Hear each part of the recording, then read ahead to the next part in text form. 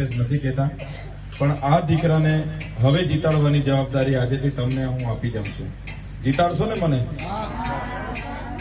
મારા માટે તમારે પોતે જ ઉમેદવાર છો, તમે પોતે ઉમેદવાર છો એવું તમારે માનવાનું છે.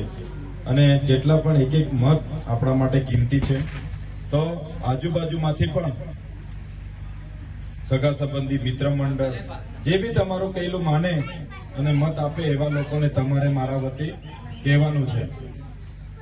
તો આ લોકસભાની ચૂંટણી છે, ખૂબ મોટો વિસ્તાર છે.